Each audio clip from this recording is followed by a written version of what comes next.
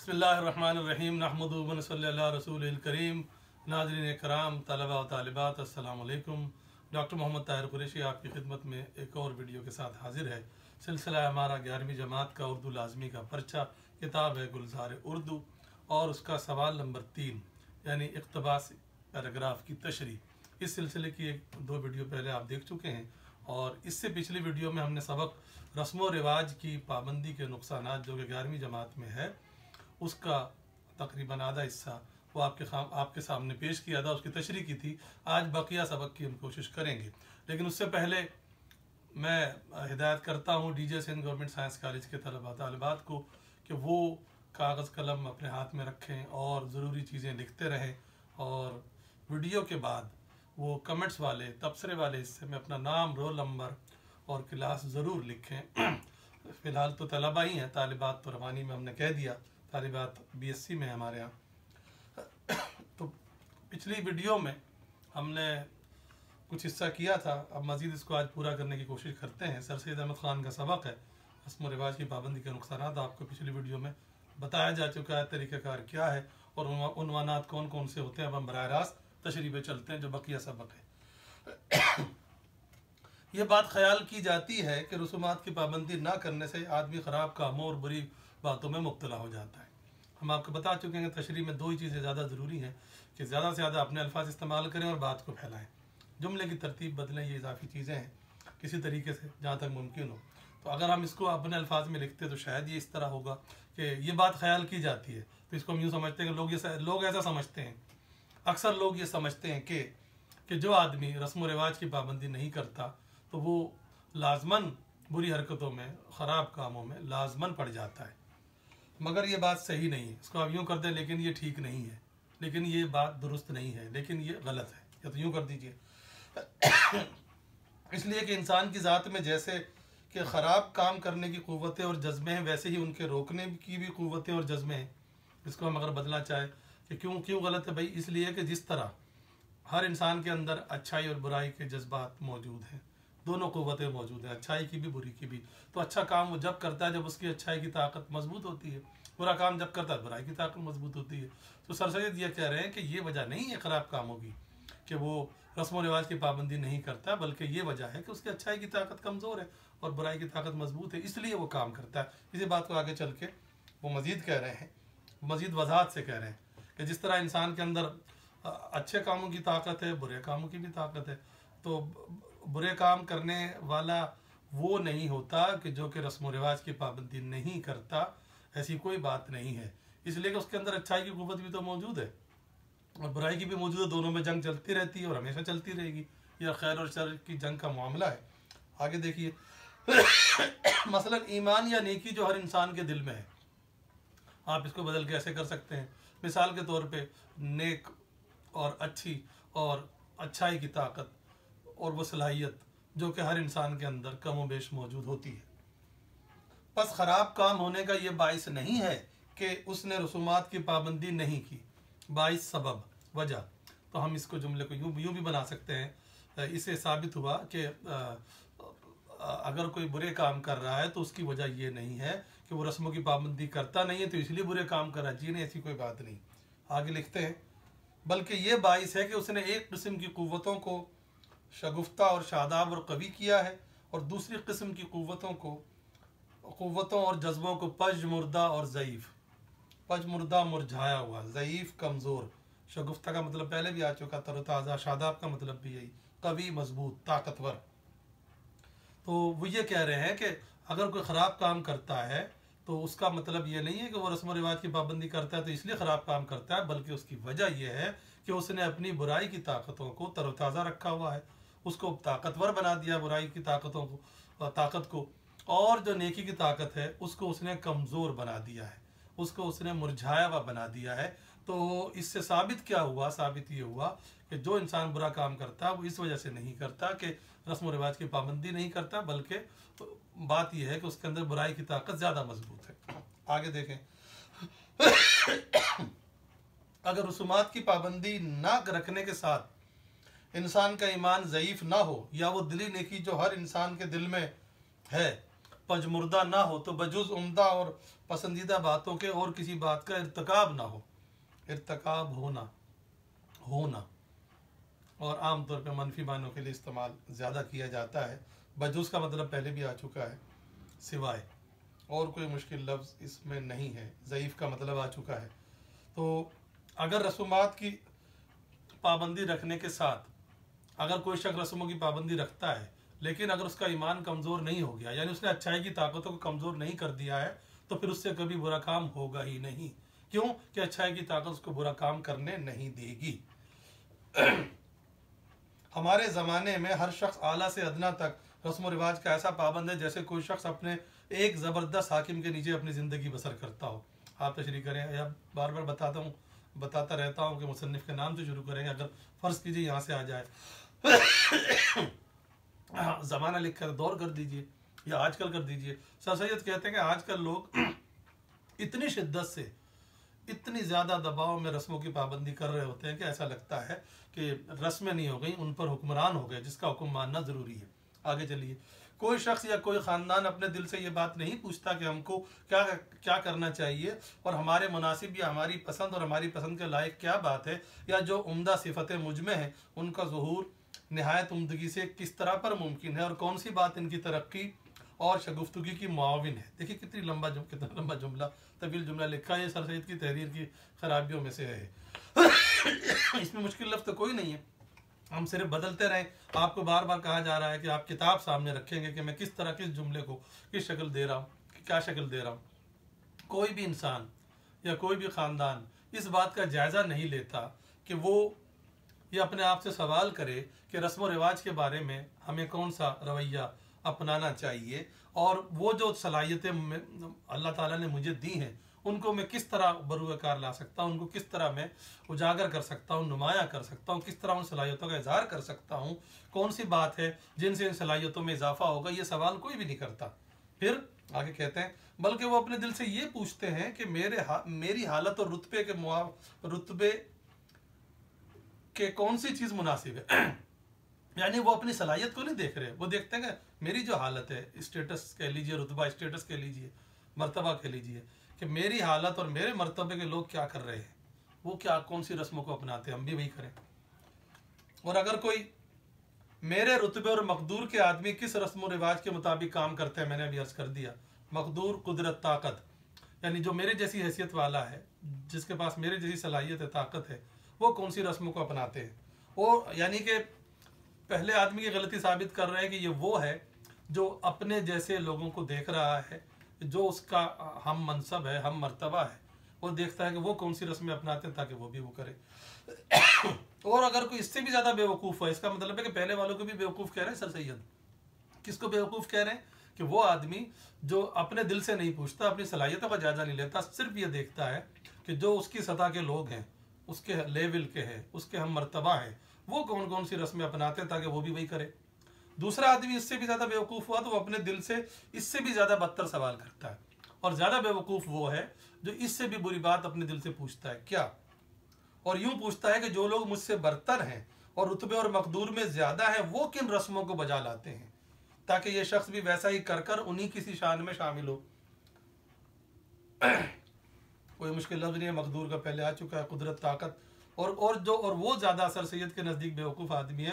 पहला बेवकूफ़ वो जो अपने हम मर्तबा लोगों को देखता है, और ज़्यादा बेवकूफ़ वो जो अपने से बड़े रुतबे वालों को देखता है कि वो लोग कौन कौन सी रस्में, कौन कौन से रिवाज उन्होंने अपनाए हुए हैं ताकि वो भी उन रस्मों को अपना ले और उन्हीं जैसा समझा जाए। यानी सर सैयद ऐसे आदमी को बेवकूफ़ कह रहे हैं जो अपने बराबर का नहीं बल्कि अपने से ऊपर वालों को देखे और उन जैसा बनने की कोशिश करे। इस बात से ये ना समझना चाहिए कि जो लोग इस तरह पर रसूमात बजा लाते हैं वो अपनी खुशी और मर्जी से इन रसूमात को और चीज़ों पर तरजीह देते हैं और तरजीह देकर पसंद करते हैं।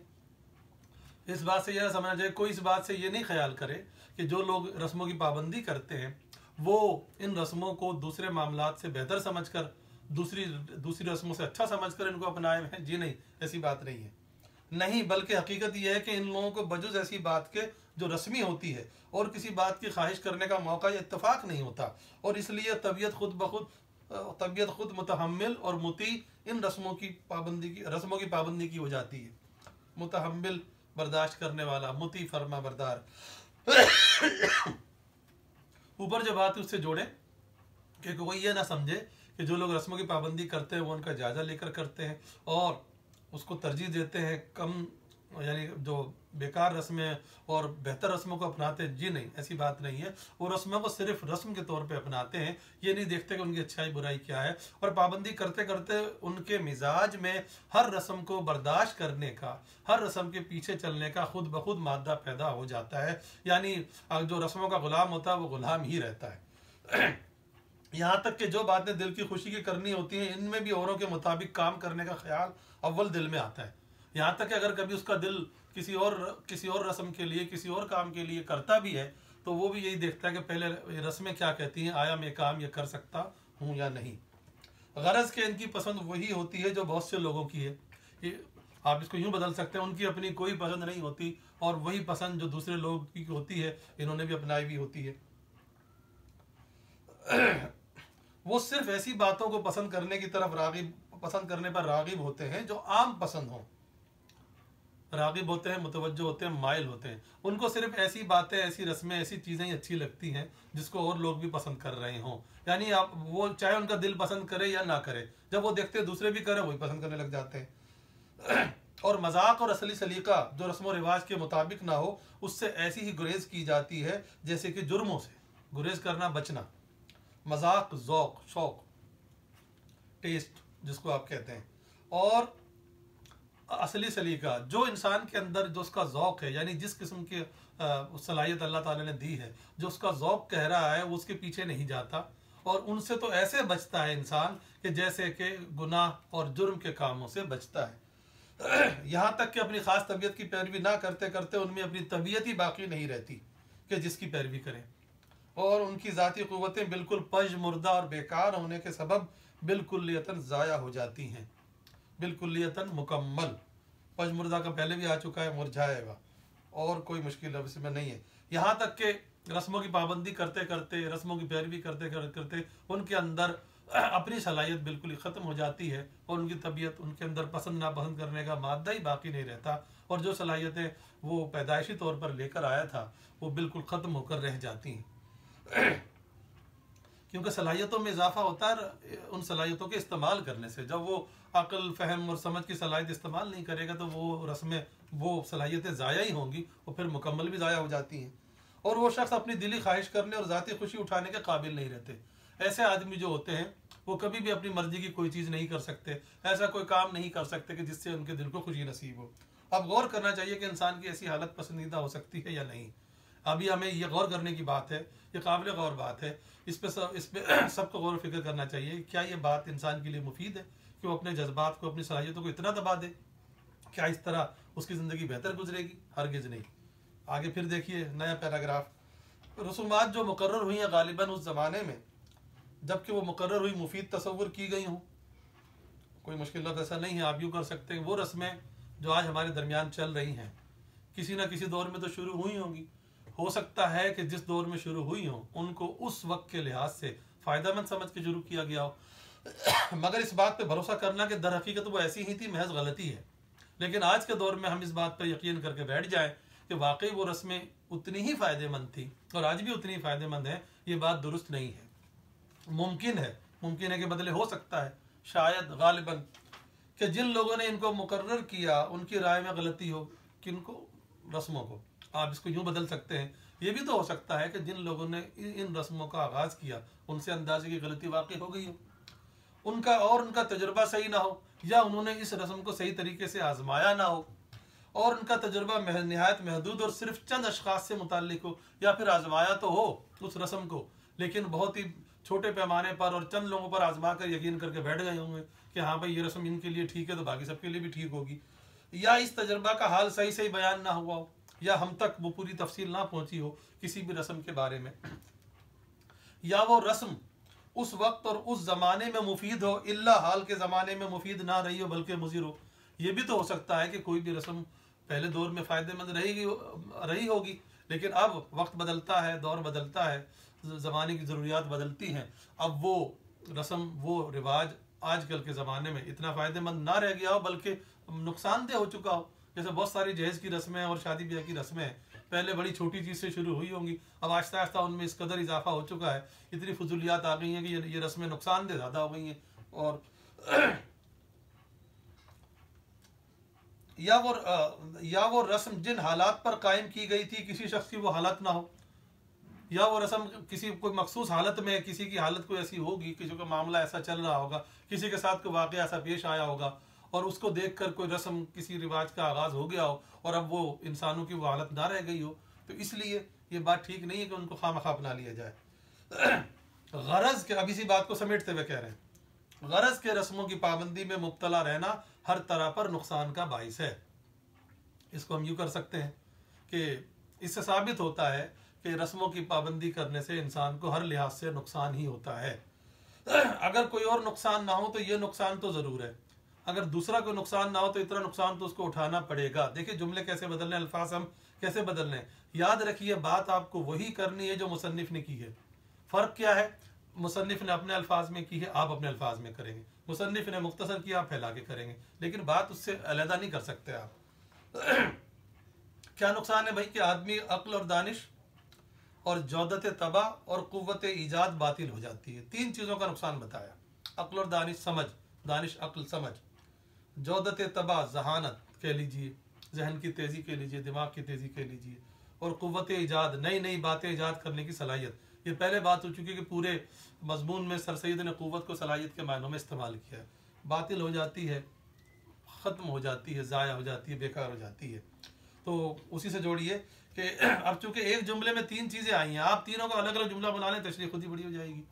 क्या अक्ल दानिश का जुमला बना लें, अगर कोई नुकसान ना हो तो इतना तो ज़रूर होगा कि उसको सोचने समझने की सलाहियत ख़त्म हो जाती है। एक जौदत तबा, और वो दिमाग की तेज़ी से महरूम होने लगता है, या उसके दिमाग की तेज़ी आहिस्ता आहिस्ता कम होने लगती है।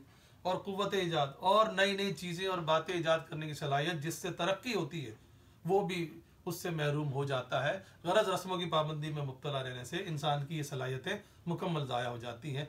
बात को समेटने के लिए भी एक आध जुमला लिख दिया करें, उन्हीं बातों को उनमें से एक जुमला दोहरा दें। ये बात बेशक है कि किसी उम्दा बात की ईजाद की लियाकत हर एक शख्स को नहीं होती, बल्कि चंद दाना शख्सों को होती है। लियाकत, काबिलियत, सलाहियत, दाना, अक्लमंद, ये बात बेशक है, इसको आप बदल दें, ये बात सही है, इसमें कोई शक नहीं है कि रस्म और रिवाज चाहे किसी भी किस्म की क्यों ना हो, कैसी ही क्यों ना हो, उनको ईजाद करना, उनका आगाज़ करना हर एक के बस की बात नहीं होती, बल्कि चंद अक्लमंद लोग ही जो है रस्मों का आगाज़ कर सकते हैं। रस्मों का आगाज़ करने के लिए भी अक्ल चाहिए, जिसकी पैरवी और सब लोग करते हैं। लेकिन रस्म की पाबंदी और इस किस्म की पैरवी में बहुत बड़ा फ़र्क है। लेकिन हम जो दूसरे बड़े लोगों की, बड़े बड़े फ़लसफ़ियों की, दानिश्वरों की और साइंसदानों की बातों पर चलते हैं, मानते हैं, उसमें और रस्म की पाबंदी करने में बड़ा फ़र्क है। क्या रसूमात की पाबंदी में इसकी भलाई और बुराई और मुफीद व गैर मुफीद व मुनासिब हाल और मुताबिक तबाह होने या ना होने का मुतलक ख्याल नहीं किया जाता, और बग़ैर सोचे समझे इसकी पाबंदी की जाती है। वो फ़र्क बता रहे हैं इसके अंदर। मुताबिक तबाह, तबीयत के मुताबिक, मुतलक हरगिज़, और कोई मुश्किल लफ्ज़ इसमें नहीं, मुनासिब हाल, हालात के मुताबिक। वो ये कह रहे हैं कि फ़र्क ये है कि हम जो रस्मों की पाबंदी करते हैं, कि हम ये रस्मों की पाबंदी करते हुए उसकी अच्छाई बुराई नहीं देखते, उसका नफ़ा नुकसान नहीं देखते, ये नहीं देखते कि ये हमारे हालात के मुताबिक है या नहीं, हमारे मिजाज के मुताबिक है या नहीं, हम इसका बिल्कुल भी ख्याल नहीं करते, सिर्फ आँख बंद करके रस्मों की पाबंदी करते हैं। तो ये वाली तो गलत है। अच्छा, और दूसरी हालत कौन सी, हम किसी भी बड़े आदमी की, साइंसदान की, अदीब की, दानिश्वर की, बड़े लोगों की जो पैरवी कर रहे हैं, बड़े बड़े लोगों की, वो किस तरह कर रहे हैं। दूसरी हालत क्या है, बवजह पसंदीदा होने के, और इसलिए दूसरी हालत में जो कुव्वतें इंसान की तरक्की में है वो मादूम और मफकूद नहीं होती। दूसरी हालत वो है कि जब इंसान बड़े लोगों की पैरवी करता है तो उनको, उनकी चीज़ों की, उनकी बातों को जांच कर, चेक करके पैरवी करता है, इस तरह रस्म की तरह पैरवी नहीं करता। ये देखता है फ़ायदेमंद है तो पैरवी करता है। तो यहाँ वाली पैरवी और रस्मों की पैरवी में बड़ा फ़र्क है। इससे जो इंसान की सलाहियतें हैं वो मादूम ख़त्म होना, मफकूद गायब होना, ख़त्म होना। जो इंसान की सलाहियतें हैं वो बरकरार रहती हैं, वो ना गायब होती हैं ना ख़त्म होती हैं, इल्ला पहली हालत में मादूम और नाबूद हो जाती हैं। पहली हालत कौन सी, रस्मों की बगैर सोचे समझे पाबंदी करना, उसके अंदर इंसान की सलाहियत बिल्कुल ख़त्म और नाबूद होकर रह जाती है। इल्ला का वैसे मतलब है सिवाय, जैसे ला इलाहा इल्लल्लाह, कोई माबूद नहीं सिवाय अल्लाह के, इल्ला इन्होंने जब के और इसलिए के मानों में इस्तेमाल किया है। हाँ, इसके बाद फिर पैराग्राफ है। पैराग्राफ जितने भी हैं हम साथ साथ बता भी रहे हैं कि जो बहुत ज़्यादा आने वाले हैं। रस्म की पाबंदी हर जगह इंसान की तरक्की के माने व मुजाहिम है। माने मना करने वाली, मुजाहिम मजाहमत करने वाली, रोकने वाली।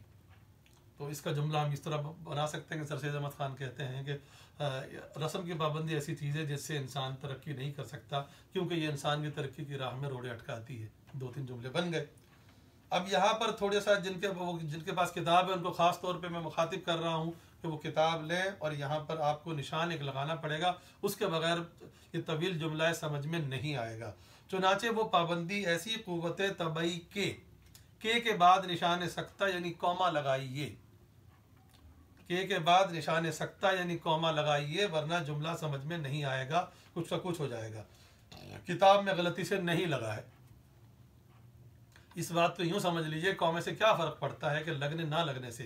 कि मैं एक मुरक्कब जुमला कहता हूँ, 2 तरीक़ों से कहता हूँ। असलम मेरा दोस्त है जो डॉक्टर है, एक तो ये हो गया। इसी बात को मैं यूँ कहता हूँ, असलम कौमा जो डॉक्टर है कौमा मेरा दोस्त है। 2 कौमे लगाने पड़े, बात वही है, लेकिन रवानी किसमें, पहले वाले जुमले में। असलम जो मेरा दोस्त है डॉक्टर है, लेकिन असलम रुके जो डॉक्टर है, फिर रुके, फिर कौमा मेरा दोस्त है, 2 कामे लगाने पड़े। तो यहाँ पे वो कामा लगने से यानी कि आप पहले वाली बात को आखिर से जोड़ेंगे, असलम डॉक्टर है जो मेरा दोस्त है, लेकिन कामा लगाने से वो बीच में आ गया। इसी तरह इसको यहाँ समझ लीजिए कि क़ुव्वत तबई के बाद कामा लगाइए, उसके बाद दूसरा कामा लगा हुआ है, उसके बराबर वाला टुकड़ा पहले जोड़ लीजिएगा कि उस चुनाचे वो पाबंदी ऐसी क़ुव्वत तबई के, उसके बाद नीचे देखिए बराबर मुखालिफ रहती है, उसके बाद फिर अब आ जाइए दोबारा उसी लाइन पर, जिसके ज़रिए। इस तरह समझ में आएगा, वरना ये मुश्किल हो जाएगा। इसको ज़रा सा ध्यान से आप सुने भी और किताब में देखें भी। चुनाचे वो पाबंदी ऐसी क़ुव्वत तबई के, एक कौमा आ गया, जो कौमे जहाँ पे कौमा ख़त्म हो रहा है, निशान सख्ता ख़त्म हो रहा है, उसके बाद दूसरा टुकड़ा हम ले लेते हैं। वो पाबंदी ऐसी क़ुव्वत तबई के बराबर मुखालिफ रहती है। अब इसको यूँ कर, क़ुव्वत तबई सलाहियत, फितरी सलाहियत, कुदरती सलाहियत इंसान के अंदर। रस्म की पाबंदी इंसान की कुदरती सलाहियत की हमेशा दुश्मन होती है। अच्छा, और वो ये क्या सलाहियत है, जिसके ज़रिए से बनिस्बत मामूली बातों के कोई बेहतर बात करने का कस्द किया जावे।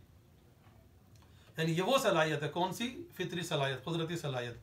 ये वो सलाहियत है जिसके ज़रिए इंसान अच्छी और बुरी बात में फ़र्क करना सीखता है। कस्द का मतलब वैसे इरादा, कस्द किया जाए, इरादा किया जाए, मतलब कहना ये चाह रहे हैं कि रस्म की पाबंदी इंसान की कुदरती सलाहियतों को नुकसान पहुँचाती है। हालांकि ये वो सलाहियत है जिसके ज़रिए इंसान अच्छे और बुरे में फ़र्क करना सीखता है, और इंसान की तनज़्ज़ुल हालत का असली बाइस होती है। तनज़्ज़ुल ज़वाल, गिरावट, और इंसान के ज़वाल का असली सबब बनती है कौन, रस्म व रिवाज की आँख बंद करके पाबंदी। अब इस राय को दुनिया की मौजूदा कौमों के हाल से मुकाबला करो। अब इसी बात को आजकल के हालात में हम देखें कि हमारा क्या हाल है और दुनिया की कौमों का क्या हाल है। तमाम मशरिकी एशियाई मुल्कों का हाल देखो कि इन मुल्कों में तमाम बातों के तस्फिया का मदार रस्म व रिवाज पर है। एशियाई और मशरिकी मुल्क इसलिए कहा कि ये पीछे हैं और मगरबी और यूरोपीय ममालिक आगे हैं ममालिक, तो इसलिए उनका जिक्र किया गया कि जो मशरिकी और एशियाई ममालिक हैं वहाँ पर हर चीज़ का इन्हिसार रस्म व रिवाज पर रखा गया है। अक्ल का, दानिश का, समझ का, फ़हम का कोई काम ही नहीं है। वो ये कह रहे हैं इन मुल्कों में मज़हब और इस्तेकाक और इंसाफ के लफ्ज़ों से रस्मों की पाबंदी मुराद होती है। यानी कभी मज़हब के नाम पर, कभी इस्तेकाक के नाम पर, कभी लफ्ज़ों के नाम पर, यानी इंसाफ के नाम पर लोग क्या करते हैं, कर रहे होते हैं रस्मों की पाबंदी, और नाम लेते हैं कभी मज़हब का, माफ़ कीजिए मज़हब का, कभी इस्तेकाक कहते हैं हक़ को, और कभी अदल का, इंसाफ का। यानी ये सारे अल्फाज इस्तेमाल तो किए जाते हैं, लेकिन कर रहे होते हैं रस्म की पाबंदी। इन तीनों में से कोई चीज़ नहीं होती। बस अब देख लो कि मशरिकी एशियाई कौमों का, जिनमें मुसलमान भी दाखिल हैं, कैसा अबतर और ख़राब हाल है। बस अब हमें देख लेना चाहिए कि ये जो मशरिकी एशियाई कौमें जिसमें मुसलमान ममालिक कसीर तादाद में हैं, कितनी बुरी हालत हो गई है। सिर्फ इस वजह से हो गई है कि ये रस्मों की बग़ैर सोचे समझे पाबंदी करते हैं और अपनी अक्ल को इस्तेमाल नहीं करते। अगला फिर पैराग्राफ ये शुरू होता है, इन मशरक़ी या एशियाई कौमों में भी किसी ज़माने में क़ुव्वत अक़्ल और जौदत तबा और मादा ईजाद ज़रूर मौजूद होगा, जिसकी बदौलत वो बातें ईजाद हुई जो अब रस्में हैं। यहाँ तक का जुमला है। इसके अंदर क़ुव्वत अक़्ल की सलाहियत, जौदत तबा बता चुका हूँ, दिमाग की, जहन की तेज़ी, और मादा ईजाद, नई नई चीज़ें ईजाद करने की सलाहियत या जज्बा। अब आप इस तरह कर सकते हैं, सर सैयद कहते हैं कि आज जो मशरक़ी एशियाई कौमें पीछे हैं, या शुरू से पीछे नहीं थी। कोई ऐसा दौर था, कोई ऐसा वक्त था जब इनके अंदर भी अच्छी भली सलाहियत थी, सोचने समझने की सलाहियत थी, ये भी नई नई चीज़ें ईजाद करना जानते थे, और ये दिमाग की तेज़ी के लिहाज से कम नहीं थे। जब तो उन्होंने वो रस्में, वो बातें ईजाद कर ली जो आजकल हमारे दरमियान चल रही हैं, क्योंकि रस्में या बातें या चीज़ें ईजाद करने के बहरहाल दिमाग चाहिए। तो हमारे ये बुज़ुर्ग, एशियाई बुज़ुर्ग, मशरक़ी बुज़ुर्ग किसी भी लिहाज से कमतर नहीं थे। और उसकी वजह क्या? इसलिए कि उनके बुजुर्ग माँ के पेट से तरबियत याफ्ता और उसने मुआशरत के फ़नून से वाकिफ़ पैदा नहीं हुए थे। उसने मुआशरत, रहने सहने का ढंग, फ़नून, फ़न की जमा, यानी ये कहना चाह रहे हैं कि हमारे जो मशरक़ी एशियाई बुजुर्ग थे वो कोई पैदाइशी तौर पर सीखे सिखाए नहीं आए थे, बल्कि उन्होंने इसी दुनिया में आकर आँख खोली और फिर अपनी सलाहियतों को इस्तेमाल है। कौन सी सलाहियतें? जो ऊपर जिक्र हुई हैं, यानी सोचने समझने की सलाहियत, दिमाग की तेज़ी और नई नई चीज़ें ईजाद करने की सलाहियत। इन सलाहियतों को इस्तेमाल किया और नई नई चीज़ें, बातें ईजाद की, हालांकि वो पैदाइशी तौर पर सीखे हुए नहीं थे, बल्कि ये सब बातें उन्होंने अपनी मेहनत और इल्म और अक्ल और जौदत तबा से ईजाद की थी। बल्कि सारी चीज़ें, सारी रस्में उन्होंने मेहनत करके, अपना दिमाग इस्तेमाल करके, अपनी सलाहियत इस्तेमाल करके इन्होंने शुरू की थी, और उन्हीं वजूहात से दुनिया की निहायत बड़ी और कवी और मशहूर कौमों से हो गए थे। और यही वजूहात थी कि उनका शुमार दुनिया की मशहूर और बड़ी ताकतवर कौमों में होने लगा था। मगर अब इनका हाल देखो कि क्या है। इसी रसूमात की पाबंदी से इनका हाल ये हुआ है कि अब वो ऐसी कौमों के महकूम और ऐसे लोगों की आंखों में जलील हैं जिनके आबा व अजदाद उस वक्त जंगलों में आवारा पड़े फिरते थे। अब इसके अंदर कोई मुश्किल लफ्ज़, महकूम, जिस पर हुक्म चलाया जाए, आबा व अजदाद, बाप दादा, और कोई नहीं है। जलील यहाँ मतलब हकीर हैं, घटिया हैं, मामूली हैं। लेकिन आजकल देख लो, यही कौमें और उनके लोग अब उन लोगों के एक किस्म के गुलाम होकर रह गए हैं, उन लोगों की नज़रों में हकीर होकर रह गए हैं जिनके आबा व अजदाद, यानी यूरोपीय और मगरबी कौमों की बात हो रही है। उस वक्त जब हम उरूज पर थे, हम तरक्की पर थे, तो ये लोग कहीं जंगलों में इधर उधर, यानी इनके अंदर तहजीब, इनके अंदर सलीका, इनके अंदर नई नई चीज़ें ईजाद करने की सलाहियत थी ही नहीं। यानी हमारे मुकाबले में बहुत गैर महज़िब लोग थे, लेकिन आज ये हमारे सर पर सवार हो चुके हैं, आज हम इनके फरमा बरदार हो चुके हैं। जिस वक्त इन कौमों के आबा अजदाद आलीशान महलों में रहते थे और बड़े बड़े इबादत खाने और मकानात शाही और शहनशाही महल बनवाते थे, मतलब ये वो कौमें थी, मशरक़ी एशियाई कौमें, जो बड़े बड़े शानदार इमारतें उन्होंने तामीर की। और ये जो मगरबी और यूरोपीय कौमें हैं कि ये लोग जंगलों में पड़े फिरते थे इधर उधर, और इनके यहाँ तहजीब व तबद्दुल इतनी नहीं थी, ना तामीरात का फ़न इतना तरक्की कर चुका था। इसका सबब यही था कि उस ज़माने में इन कौमों में रस्मों की पाबंदी कतई ना थी, और जो किसी कदर थी तो उसके साथ ही आज़ादी और तरक्की का जोश इनमें कायम था। और उसकी वजह यही थी कि उस ज़माने में हमारे बुजुर्ग रस्मों की आंख बंद करके पाबंदी नहीं किया करते थे, और अगर थोड़ी बहुत करते भी थे तो साथ साथ अपने दिमाग को भी इस्तेमाल करते थे, अपने जहन को आज़ाद छोड़ते थे, रस्मों के गुलाम होकर नहीं रह जाते थे। आखिरी पैरा है, ये पूरा पैरा तवारीख से साबित है। इस जुमले को यूँ बदल दें, सर सैयद कहते हैं अगर हम तारीख का मुताला करें तो हमें ये मालूम होगा। देखें, एक जुमले के दो तीन बन गए कि एक कौम किसी कदर अरसे तक तरक्की की हालत पर रहती है और उसके बाद तरक्की मसदूद हो जाती है। मसदूद होना, रुकना। अगर हम तारीख का जायज़ा लें तो हमें मालूम होगा कि दुनिया में हर कौम ने कभी ना कभी तरक्की ज़रूर की है, लेकिन और वो एक वक्त तक तरक्की के राह पे चलती रहती है, तरक्की का सफ़र तय करती रहती है। लेकिन एक वक्त ऐसा आता है कि जब उसकी तरक्की का सफ़र रुक जाता है। मगर ये देखना चाहिए ये तरक्की कब मसदूद होती है, आप उसको यूँ बदल दें, लेकिन इस बात का आप जायज़ा लेना चाहिए कि उनकी तरक्की कब और क्यों और किस वजह से रुकी। ये उस वक्त मसदूद होती है जबकि उस कौम में से वो कुव्वत उठ जाती है जिसके सबब से नई नई बातें पैदा होती हैं। तो क्या नतीजा निकाला? सर सैयद कहते हैं कि वो कौमों की तरक्की का सफ़र उस वक्त रुक जाता है कि जब वो कौम नई नई चीज़ें और बातें ईजाद करने की सलाहियत से महरूम हो जाती है। और ठीक ठीक मुसलमानों का इस ज़माने में यही हाल है, और बिल्कुल यही हालत आजकल के मुसलमानों की भी हो गई है कि उन्होंने भी अपने दिमाग से काम लेना छोड़ दिया है। वो भी रस्म व रिवाज की पाबंदी को मज़हब की तरह पाबंदी से करते हैं और उस पर इतनी शिद्दत से अमल करते हैं जैसे अल्लाह रसूल का हुक्म हो, हालांकि ऐसी बात नहीं है। तो तलबा तालिबात और नाज़रीन कराम, आज हमने सबक रस्म व रिवाज की पाबंदी को मुकम्मल किया। अब पूरे सबक की तशरीह हमने कर दी है। इंशाअल्लाह अगली वीडियो में हम मज़ीद तशरीहात के साथ हाजिर होंगे। खुदा हाफिज़।